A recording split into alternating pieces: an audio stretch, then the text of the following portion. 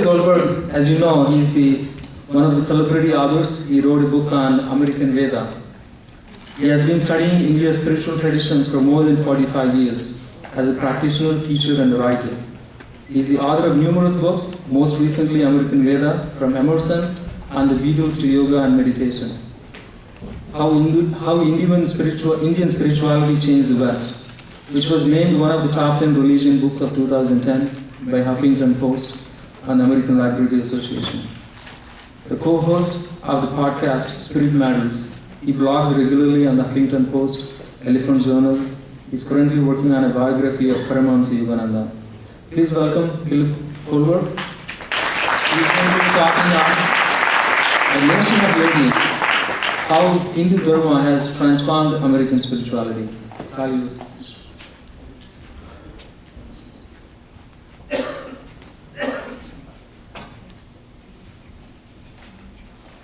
I have to be lit. Thank you, Prasad.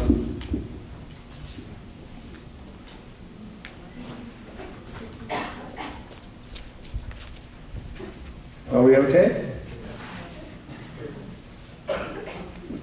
Showbiz. Are you all awake? Yes.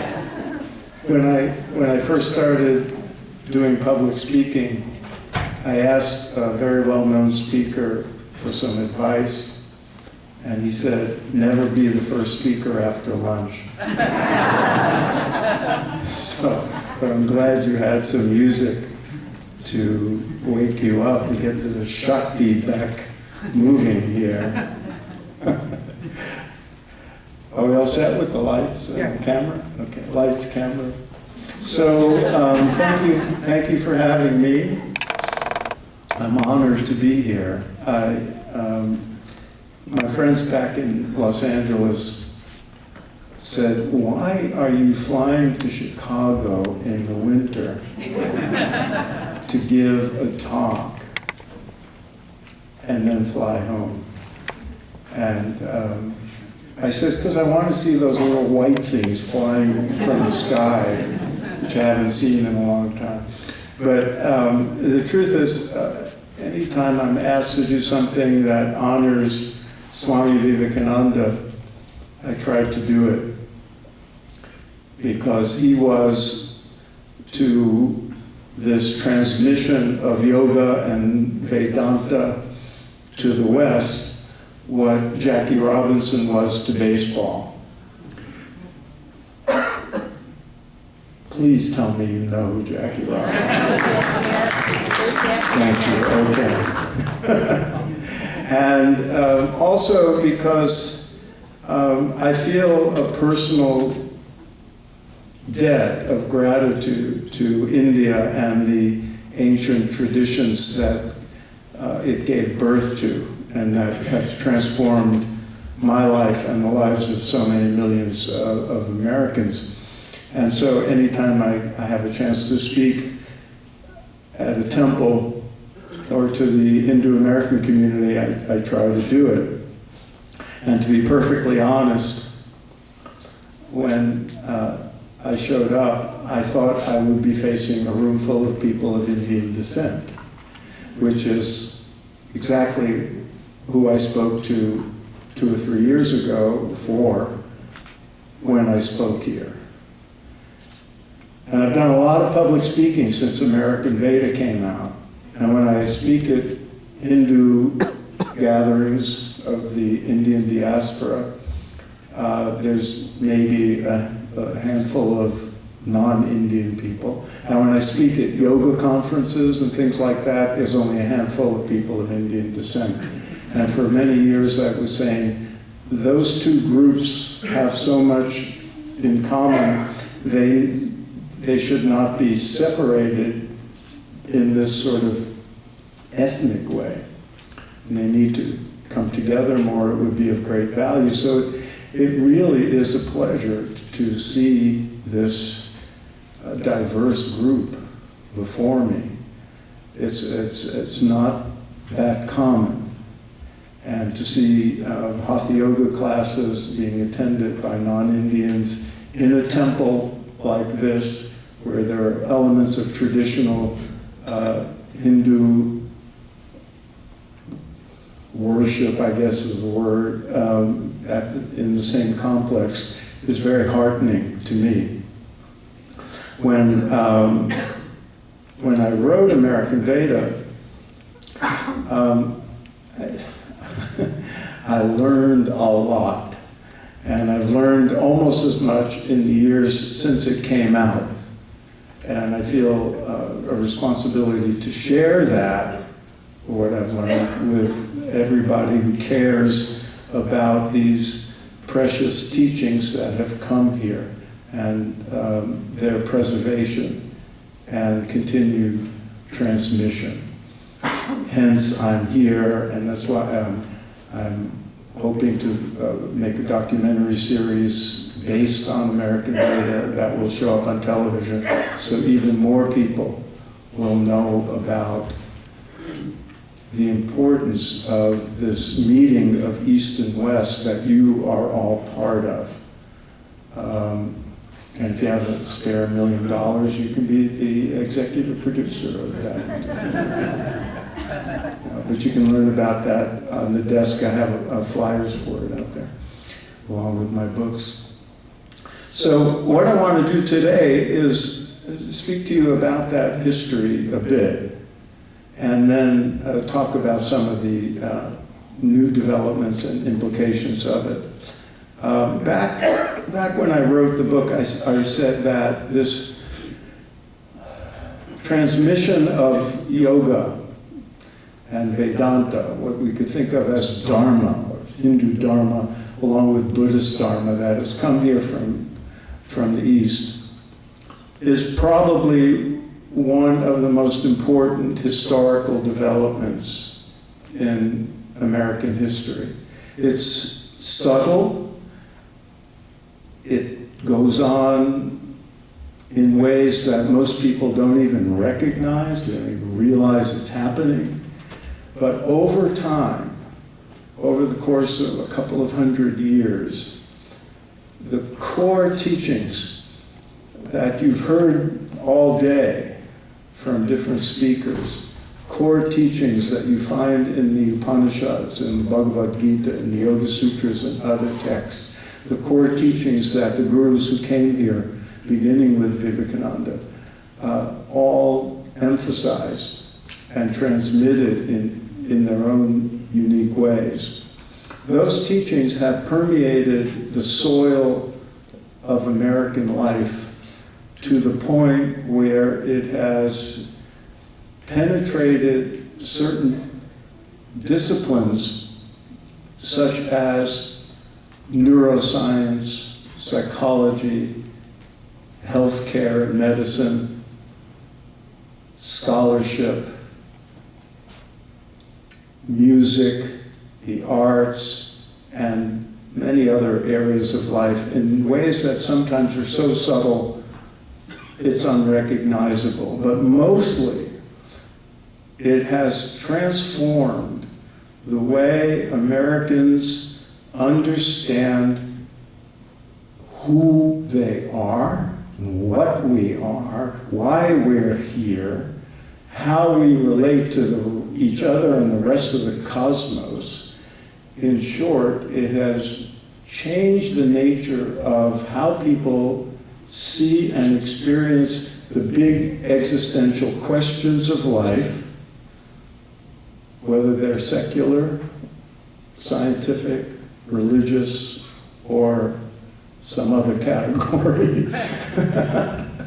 And it has transformed the way people understand what religion is and what it can be, and the nature of how people experience and practice and define their own spirituality. Now, I saw all this happening over the course of my adult life,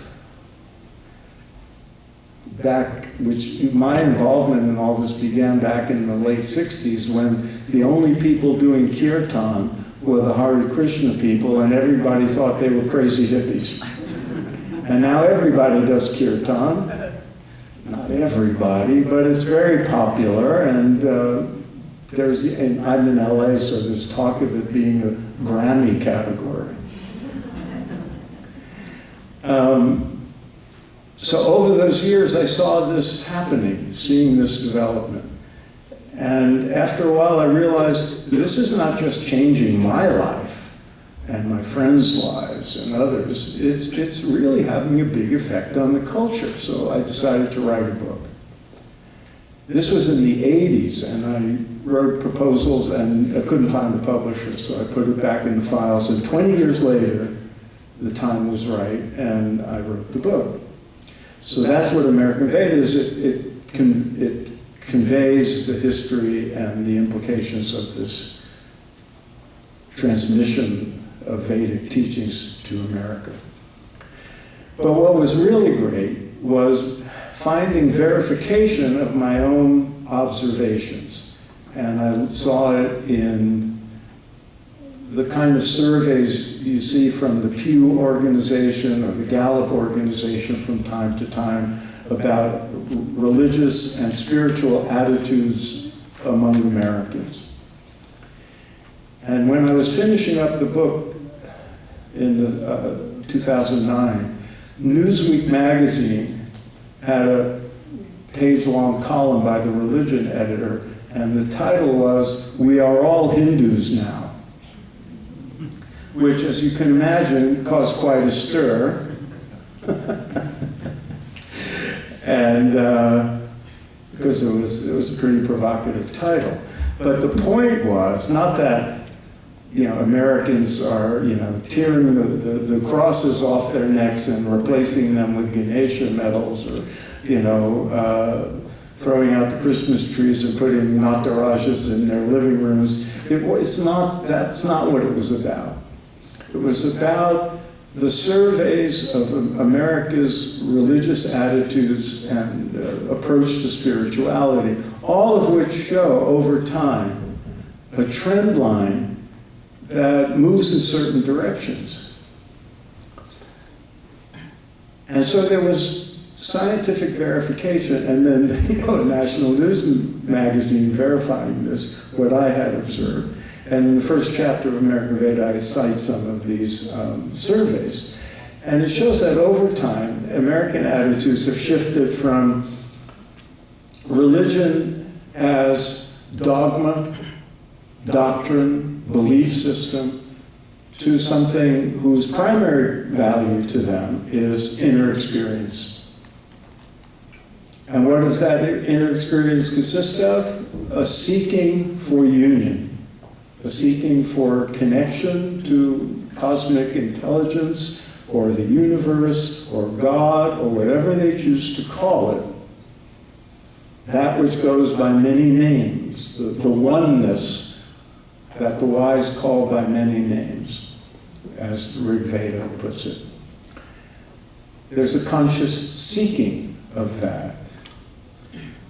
There's a movement away from identifying with the religion of your birth at all costs, and to a spirit of exploration.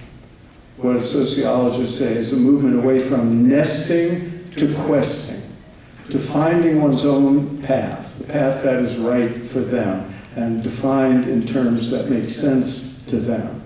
And a way of defining spirituality that can be secular or religious, depending on the individual, and that does not conflict with the known laws of science or the known facts of history.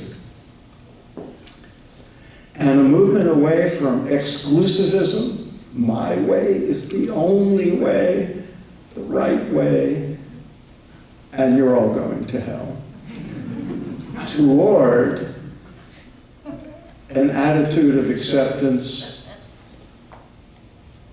and one that's beyond tolerance. I hate the word tolerant. I've come to really, I'm so sick of it. To mutual respect and recognition that there are, in fact, many paths to what humans hold sacred and call divine, and that they all are valid insofar as they work for the individual and promote harmony and peace among individuals instead of what we see in the headlines every day in terms of religious warfare. And a redefinition of who we really are. As one person said, when you shift from what many people are taught in the West about who they really are to a dharmic or a Hindu, Buddhist, Vedantic, yogic, whatever understanding of the true nature of the self. He called that a shift from original sin to original bliss. Now those qualities I just described, you would probably all sign on to. Yes? Okay. Those exemplify what we think of when we say we are yogis.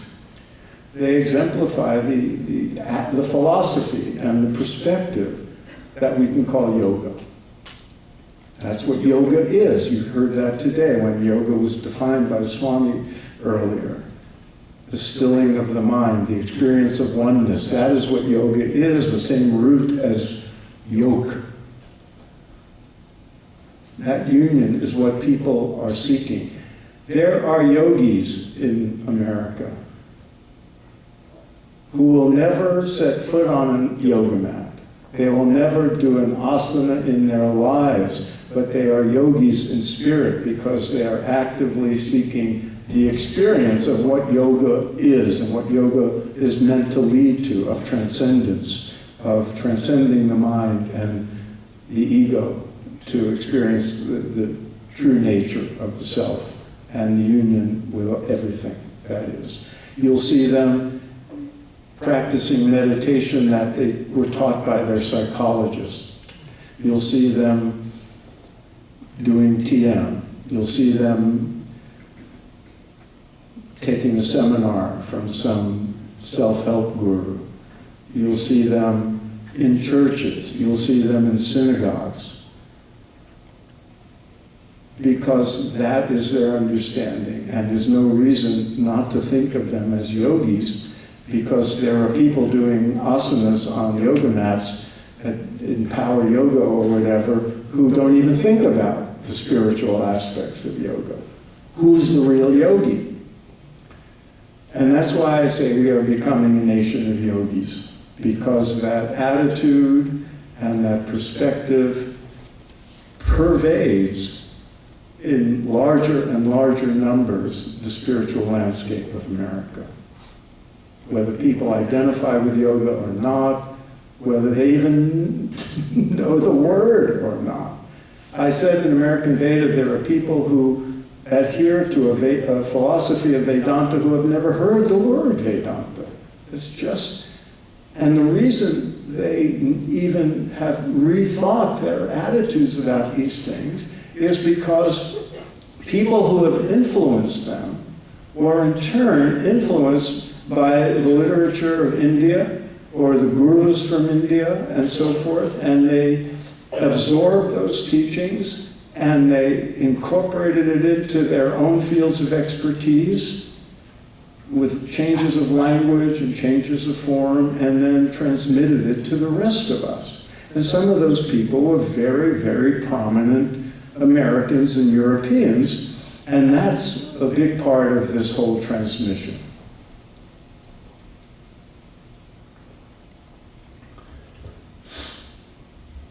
So you'll see people who, may have gotten awakened into a different form of understanding spirituality because they watch Oprah every day. Well, where did Oprah get these ideas? Probably from people like Deepak Chopra and Eckhart Tolle. And where did they get those ideas? So it traces back to the core teachings of the Vedic tradition. This has been going on in America for a couple of hundred years. I spent 350 pages chronicling the details of all this, so you're getting not even the Cliff Note version. But just to summarize it, back in the early part of the 19th century, the first reasonably good translations of the Bhagavad Gita and other texts, and the first sympathetic and respectful interpretations of Indian philosophy and Indian religious traditions started to filter into America, mostly into Boston, from Europe, from UK and in some cases Germany. And among the people who were enamored of these books were the intellectual elite of New England. Boston was then called the Athens of America. One of whom was Ralph Waldo Emerson's father. So Emerson, how many have read Emerson? Yes.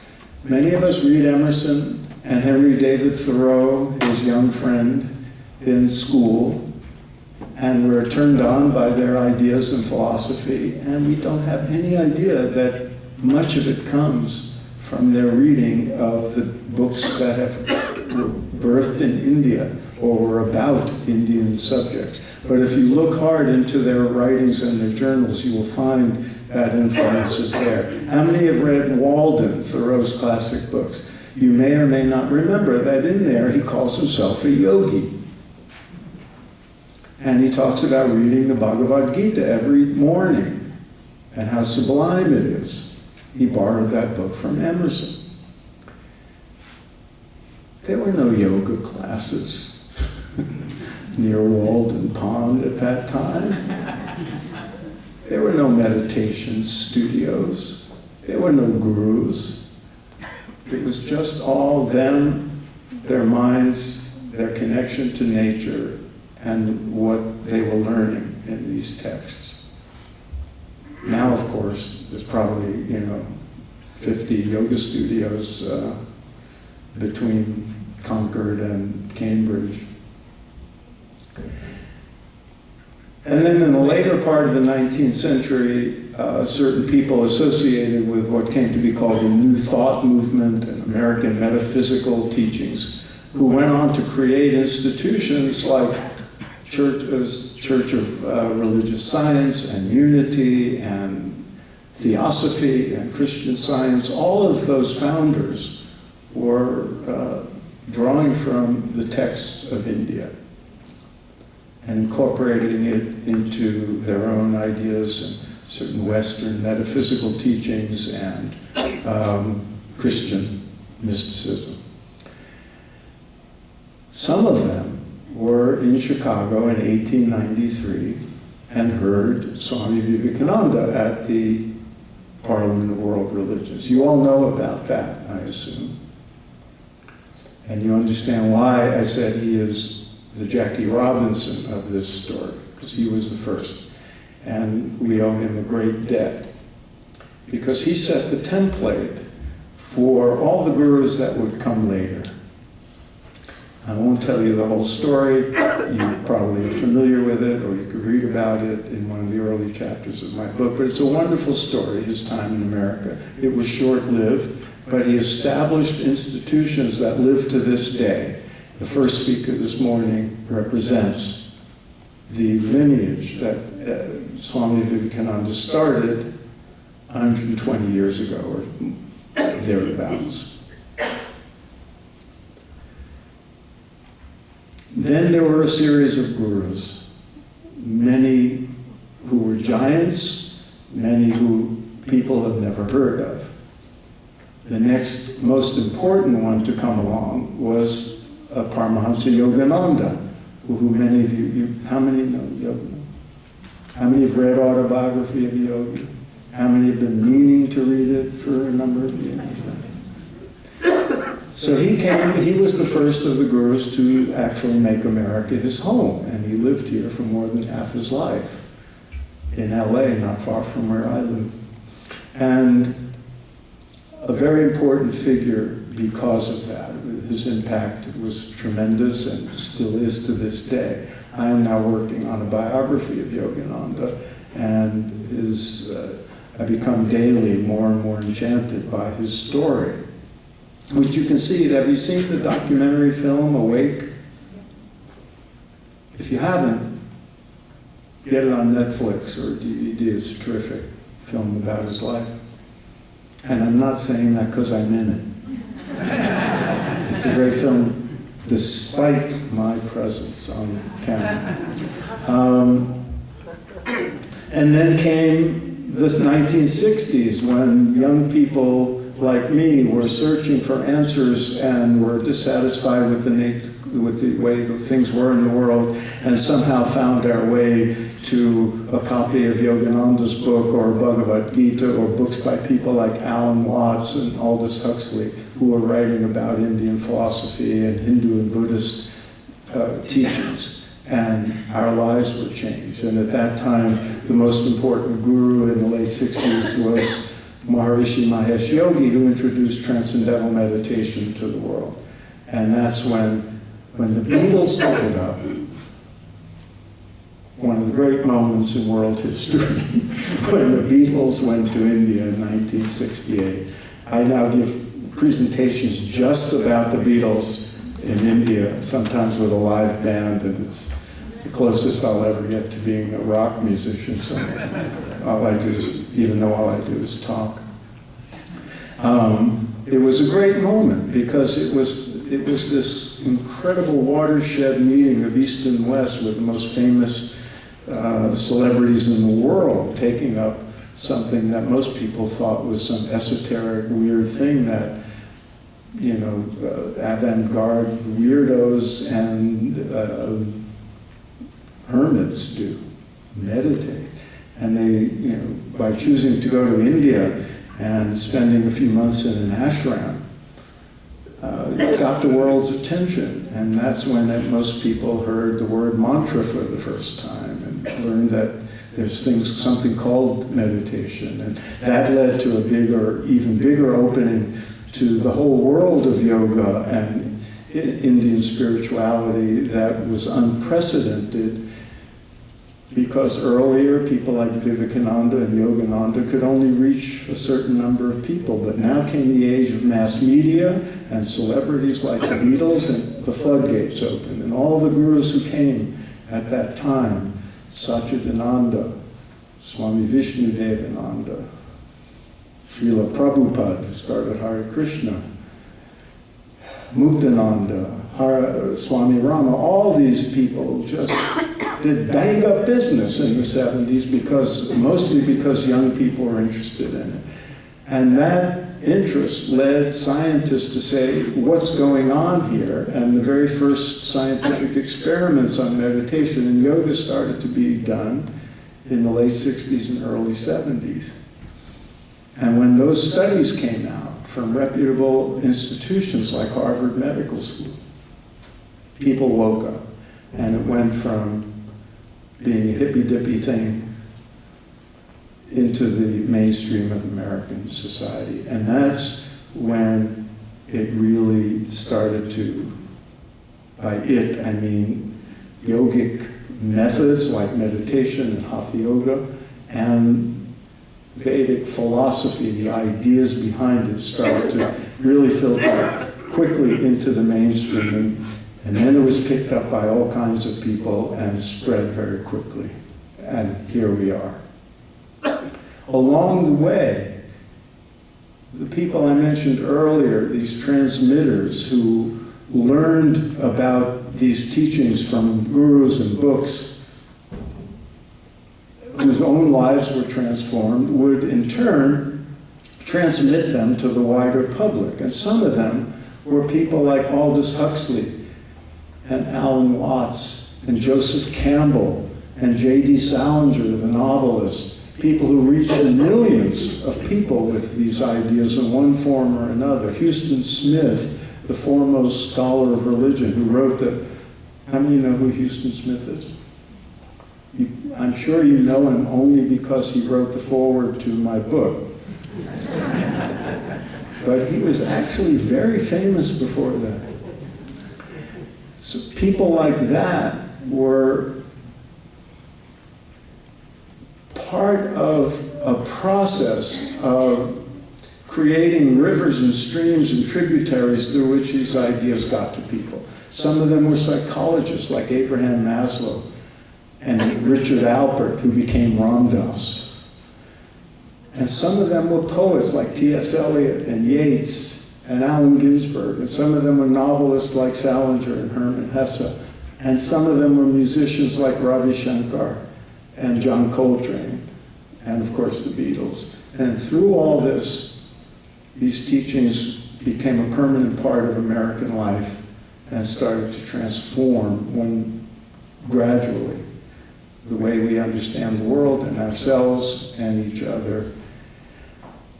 And here we are with a whole room full of people on yoga mats instead of chairs, listening to me, having just done kirtan. And when I walk off the stage, you'll be doing more asanas or whatever is next. This is a new world, and it has tremendous implications. The implications are enormous for transformation on a personal level that rolls out into cultural and social transformation if we allow it to. And I want to segue now into something I think is terribly important, because with the popularity of yoga in the last few years has come a certain amount of controversy, because how many have heard this incident that happened not long ago where a university in Ottawa said you can't have yoga classes because it's cultural appropriation? And it's like politically incorrect somehow for Westerners to be doing yoga, which is essentially stealing it from India. That's one little incident in a larger picture where some people are very troubled that yoga is becoming an American product, and its Indian roots and its essence is being ignored or demeaned. It's a complicated issue, and it's not as if Americans went there and stole it and brought it back. People like Vivekananda and others brought it here as India's great gift to the world, and most people who participate in yoga and meditation and so forth do it with honor and respect and reverence for that tradition. But there is a certain amount of liberty being taken where people are creating their own forms of yoga or creating their own forms of stretching and bending in one form or another and calling it yoga, or any old activity, call it yoga. 20 years ago it was a book about the Tao of everything, and there was the Tao of this and the Tao of that. Now there's everything yoga. Wine tasting yoga, chocolate eating yoga. So there's reason to be concerned about this, whether you think of it as cultural appropriation or just the American tendency to trivialize things and try to make a buck off of it. Cultural appropriation is when the Brits destroyed temples and brought the artwork to put in their museums. That's egregious appropriation. This is different, but it's a concern, and there's concern that people are doing things they derive from yogic texts or yoga teachers or gurus and swamis, and then make them you change the language and turn them into sort of new age self-help, and the whole origins are erased, and it's as if they invented it. This is a reason for concern. And one of the reasons for concern, if you're of Indian descent, is it's your culture and it's your heritage, and it feels like an invasion. It feels like cultural imperialism, and there's validity to that. My concern, and I think what our concern should be, is that in bringing these teachings to the West, and in translating it into the language of America and the cultural format of different periods of history in different places, you have to adapt the teachings. If you don't adapt the teachings, no one will even know about them. If Vivekananda came here and taught traditional Hinduism as it is in India, no, we wouldn't remember him because it would have attracted only a few people. The same with Yogananda and all the others. You look at their work and you see they were very smart about how to translate these teachings in ways that would appeal to Americans and benefit Americans, whether they were interested in better health or improving their minds or knowing God. Whatever it is, there are ways to adapt yogic teachings to one's priorities and one's interests and one's needs. And the teachers who made the biggest impact knew how to do that, knew how to communicate these ideas, how to change the language, how to change the delivery system and the format. But they did it without corrupting the teachings themselves or compromising on the practices themselves. And some of them were criticized for doing so because they were breaking with orthodoxy and with tradition. But if they hadn't, we wouldn't even be talking about this today.